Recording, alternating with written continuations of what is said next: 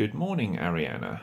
It is Monday, the 21st of November 2016, and this is not very long after my last entry. I've been having these weird thoughts lately, and it occurred to me that I had these thoughts before. I had a week off this year in May, which was around about the time of my birthday, and I had a lot of spare time to myself. I didn't sort of like go on holiday or anything like that, but we had some work done to the house. We had some new windows put in because the previous windows were so bad that if anyone sort of like, if a driver, for example, got out of his car and slammed his door, then I would actually feel the vibration on our windows, and it used to drive me nuts because, you know, I'm usually in the front room and I could feel the vibration, or hear the vibration, shall we say. So, you know, we had some people around for a couple of days fitting windows. I was also seeing a couple of friends for a couple of days. I was sort of pottering around virtually every single day, all except 2 days. And for those 2 days that I didn't do anything, I was quite run down. Not as run down as I have been lately, but a little bit run down. The reason I was run down is because up until that point I was thinking, you know, if I get some spare time, I could maybe come up and see you. But then, as everyone I spoke to had said, it's really not a good idea. Now, I knew it wasn't a good idea, but I was so desperate to see you that I just wanted to come to Wales just to catch a glimpse of you. But the reason I didn't was because I was worried that your mum would report me to the police. Now, you might think that that's a bit strange, but I'll tell you why. It was in 2011. My mum was quite ill. She'd been ill for about 5 or 6 months, and she was bedbound for, you know, on and off for quite a long period of time, and she was, you know, wriggling in agony. She could hardly move, and she was often sort of laying on her side. And there were periods of time where I used to leave food for her by the side of her bed, or I would more or less have to feed her, and it was quite upsetting because you should never have to see your parent, who you consider to be so strong, you know, being like that. And I was quite distressed for a long time, and I was quite run down at the time. And while I was run down, I'd be blogging how I was feeling on a social anxiety website, which I would like to which I would like to sort of point out. It's a social anxiety mental health web forum. It is not social media. Okay, that's the difference. And I was blogging how I was feeling, unaware that your mum had joined the site some months earlier. Now, your mum and I split up in 2010, and your mum moved to Wales at the end of August 2010. And I had a week off in October of the same year. And the plan was, during that week, was to go and see your mum for a couple of days, because I hadn't seen her since August, and then come back home to England, and then go away for 3 days with my friend Ben to Amsterdam. But your mum and I had an argument, and I do not remember what that was about, and I never will remember, because it's 6 years on and I still don't remember why we fell out and why I didn't go up there. But what I do remember was the house that you moved into wasn't very well looked after by the previous tenants, and I think it was very, very dirty. I think it had a flea infestation, and with me falling out with your mum again, and the flea infestation, whatever, I just thought, oh, I don't really want to go up there, so I didn't. However, while I was in Amsterdam,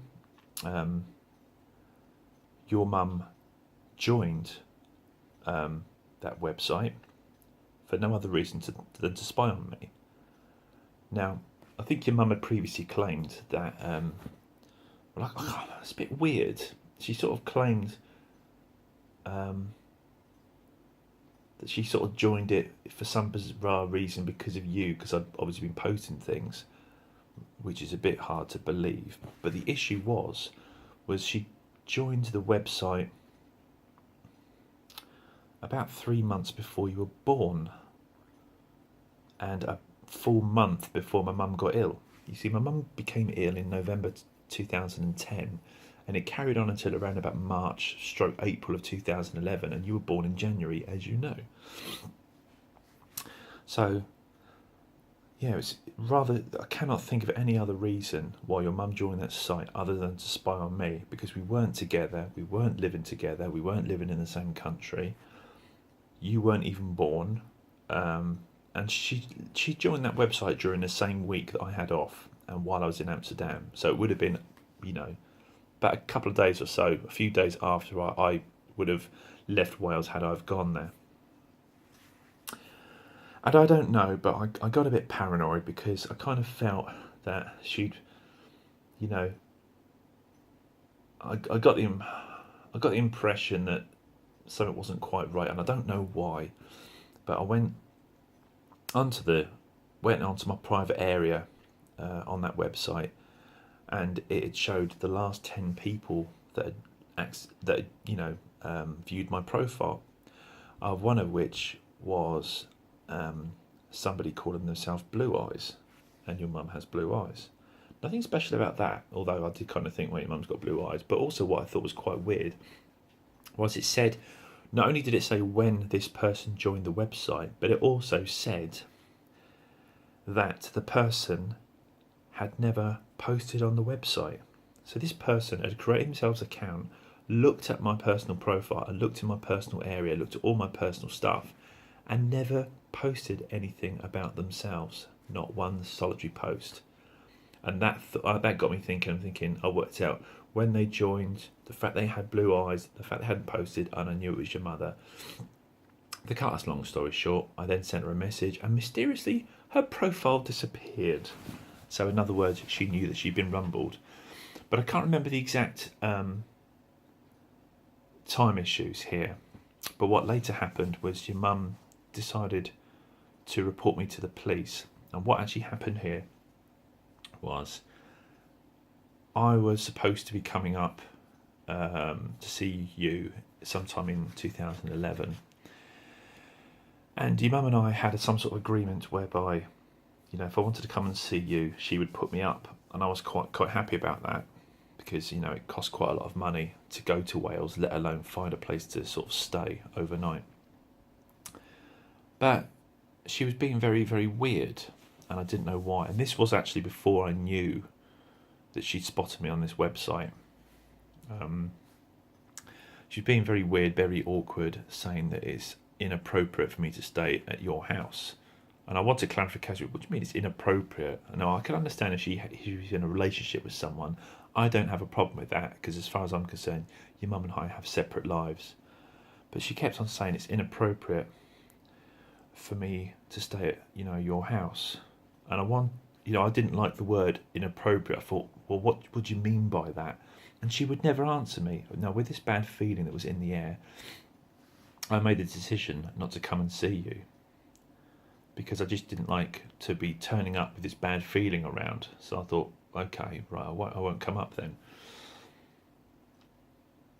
And then what happened is, the day after I would have come home, which was on a Monday, I got a phone call from a police officer from a police station in Barry, saying that your mum had come into the police station and said about what she'd seen on the website, and the fact that she somehow felt harassed, which is a bit strange when you look at it, that she has gone into my private area on a mental health web forum for a website for a condition that she doesn't even have. So she's there purely to spy on me.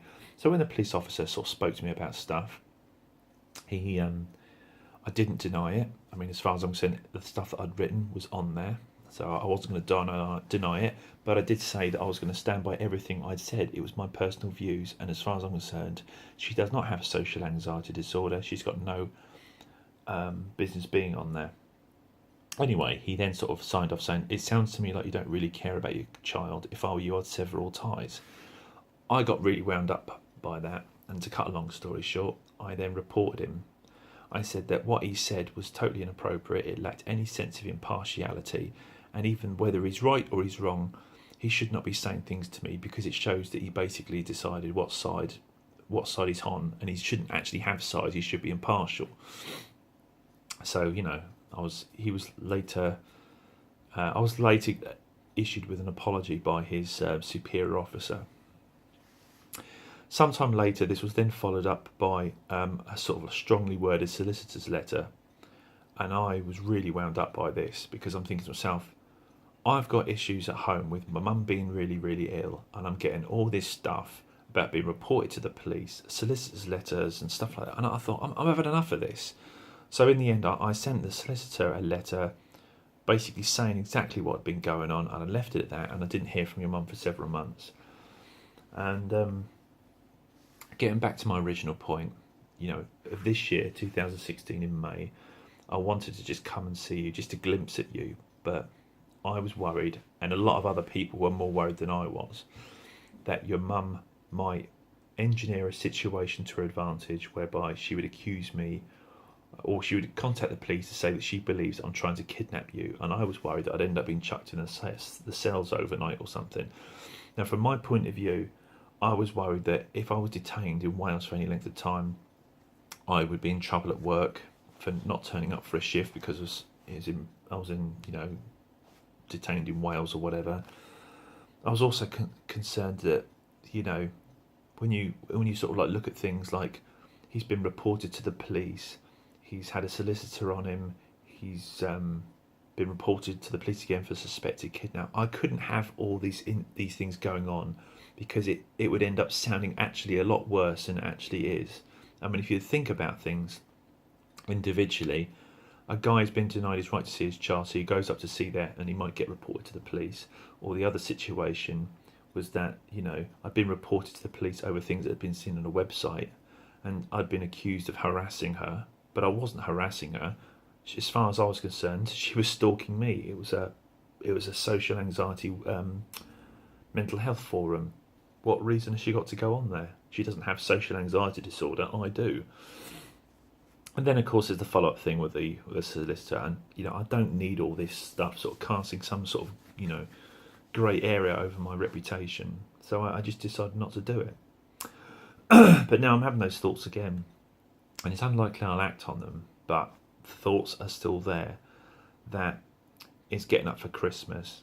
It's getting really hard. There are constantly images around us all the time. People basically, getting ready for Christmas. People basically going to see Father Christmas and stuff like that. All these things I have done, I would like to do with you. And it is really heartbreaking, and it does, it does confuse your thought patterns.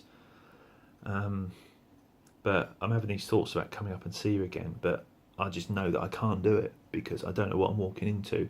I don't know if I'll get into trouble. I don't know if I'll see another man there who's now being called your dad.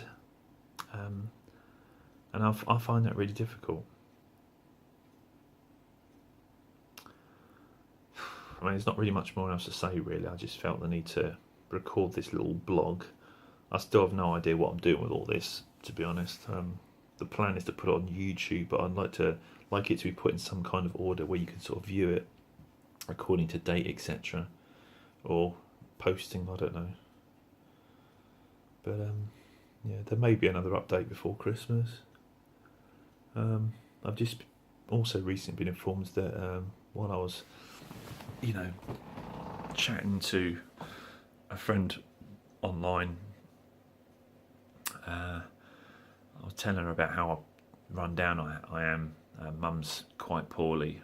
She had a fall this year, and she's not been going out on her own ever since. And it's taken up a lot of my time, not just in, it's not just in time, but also energy as well. And I haven't got any time for anything right now. So that's sort of making me run down, and it's so soul destroying. I'm not seeing you. I'm not having a life of my own. And I don't really see it changing, to be honest. It's not like there is like some light at the end of the tunnel. I just don't see anything. but yeah, it's quite heartbreaking knowing that people are going to be doing things with their kids and I won't be with mine. And even though people might say, well, you know, if you cared as much as you say you did, you would go and see her, but what am I walking into? Am I walking into a situation where another person's been passed off as your dad? Am I walking into a situation where it's been so long that you wouldn't recognise me or you wouldn't want to see me? And the longer I delay the decision, the harder it gets. It's like the feelings and the desire to want to come up are still there and they're still as strong as they ever have been. But the worry in which I feel that it'll be a complete waste of time, in a sense I'll make things a damn sight worse by doing it. That is basically what takes over eventually. I don't know. It's been 2 years now this has been going on, and I thought I would have sorted this out in my head by now, but it's still there. It's still going on. Oh well. Merry Christmas.